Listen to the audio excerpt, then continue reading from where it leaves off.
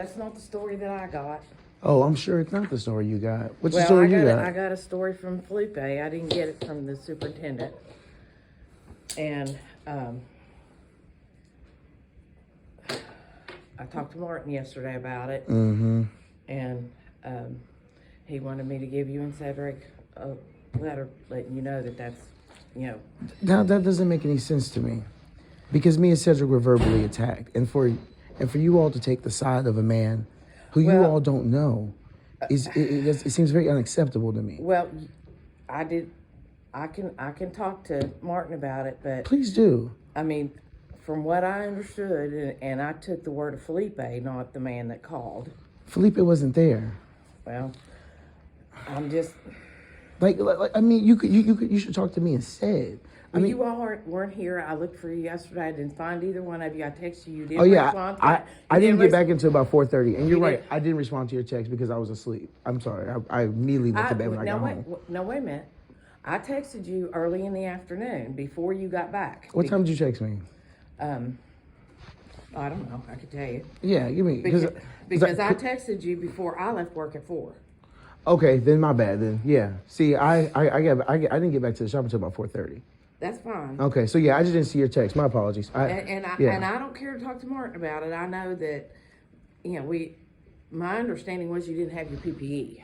And hey, that's absolutely true. I did not have a helmet. I did not have a vest. But the idea that I disrespected somebody and used foul language just for no sort of reason is absolutely ridiculous. That's not what that's saying. All it's saying is that when you were talked to by the superintendent on the job, you were disrespectful to him and used foul language. Yeah, but once again, no, because he approached me with disrespect and foul language. All right. Well, like I said, I'll talk to Martin about it and see what he. I mean, and if anything, I'll give Martin a call today because I don't that. Well, we were there to do our job, and this man quite literally like pulled up and tried to fight us on the job site, and then he had the nerve to call here and say that I was being disrespectful and using foul language. Yeah, well, I'm just, you know. I get you're just doing your job, but you know, my understanding was that you were kicked off the job and asked not ever to come back. Absolutely, he said that to me, but that's not on me. That's on him. I can't kick myself off of a job site. Well, I understand that, but if he was so upset that he kicked you off the job site, that's a problem. Absolutely, that's a problem. But that's not a problem that I caused, though. That would be a problem with someone's anger issues. For someone to come up and tell me to get the F in my truck, did he tell you that part? He told you the part where he... I didn't talk to him. Oh, okay. He talked to somebody else. Yeah, okay. He talked to Madison, and Madison told me what happened, and what the man said to her. And then I talked to Felipe, who also talked to the gentleman. Sure. And, you know, so, sure. You know. Two people who were not there. And I don't care to call him. I'll call him and talk to him. Who, the guy? Mm-hmm. Oh, please do. I would love it if you call him and we can all have a chit-chat three-way. That'd be great. Because that's completely unacceptable that me and Ced are the ones who are on trial here when a man approached us and tried to fight us. A man banged on that window and grabbed that side mirror and tried to open up the door on me. You heard what Rico said. Rico would open the door. I'm not going to open the door on nobody and fight nobody. Well, no, I mean, there's no excuse for fighting. If anything, I handled myself well. If the man asked you to leave, you should have left. And of course, and I left.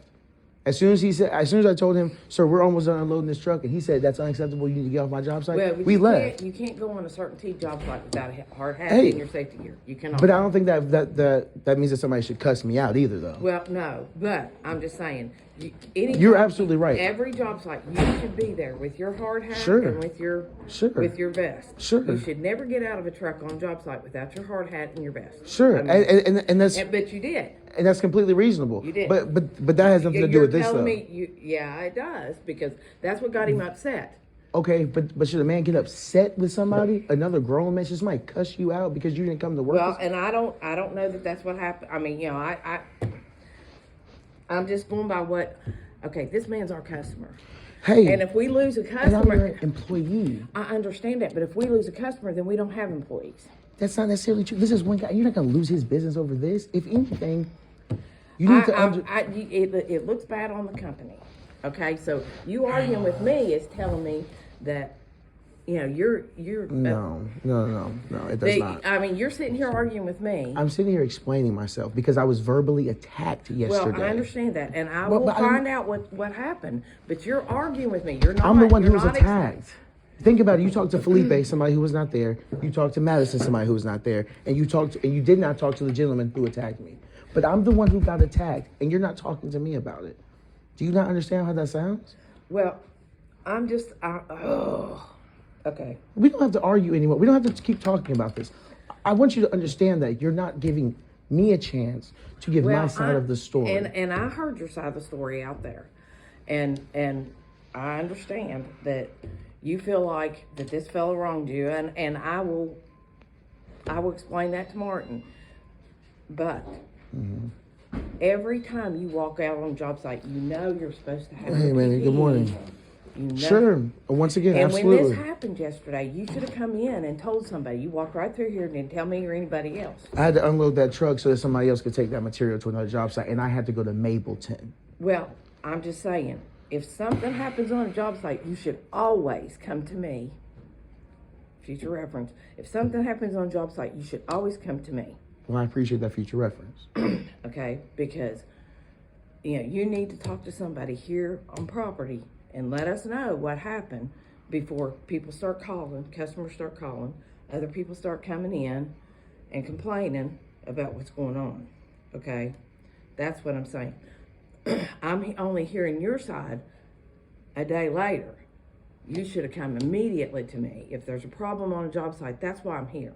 So that Martin doesn't have to deal with all that, especially when he's out of the country right now. He's not even in the country. Mm-hmm. So, you need to come to me and tell me what's going on. I can't. Well, I mean, like I said, I didn't know. All I can go on is what I've been told, and you walked right through here and didn't speak to anybody about it. You should have come to me. Did you talk to Manuel about it? No, actually, I'm sorry. I did talk to Manuel about it because he asked me why I came back to the shop, and I had to explain to him why I came back to the shop. Okay, well, I'll talk. So I did talk to my supervisor about it. So at some point, it may not have gone through your hands, and I'm not sure what your position even was. I'm the assistant to the president of the company. So I don't know that. That's my job. I don't know that. And like you said, for future reference. I have told you that before. So I know I sat back there and told you that I was Martin's assistant. But once again, I don't know that that's what you're handling, though. So I handle anything that Martin would handle if he's not in his absence. Okay. Well, once again, like you said, for future reference, I appreciate that. Yeah. And, if we can't have our employees out on the job site having superintendents be upset with them. Hey, I totally agree. I completely agree. And I think that superintendent shouldn't cuss people out for no reason either. Well, I don't think he should either. But okay. Again, well, then we're in agreement. Well, yes and no, because whatever happened, he was upset enough that he called in and that he asked that you not ever be allowed to come back on their job sites. Right. Not just this one, any. Okay. Job site is what my understanding is. Mm-hmm. Now, that is not good.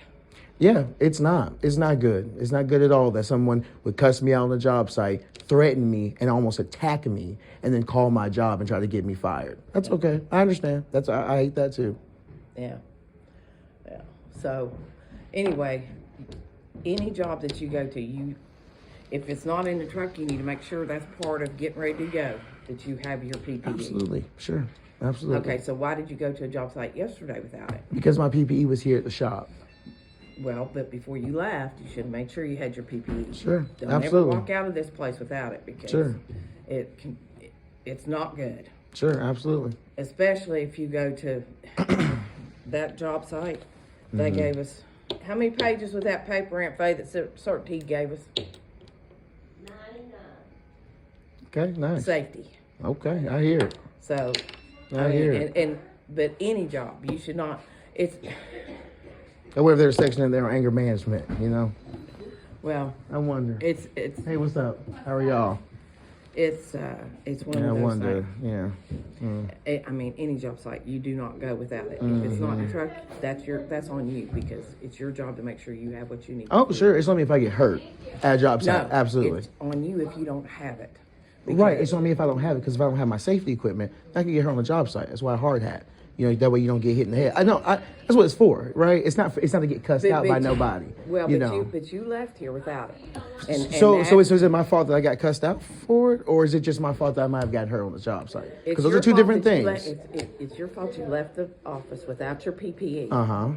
That's your fault. Absolutely. And it's your fault that you got out on a job site and cussed out. No. And attacked. Listen to me. Okay. You're not listening to what anything I feel like I'm saying. you're kind of victim blaming me here.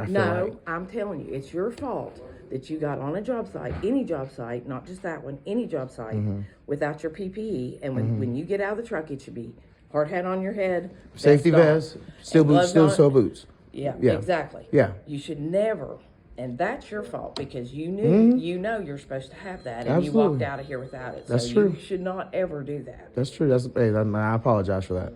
Yeah.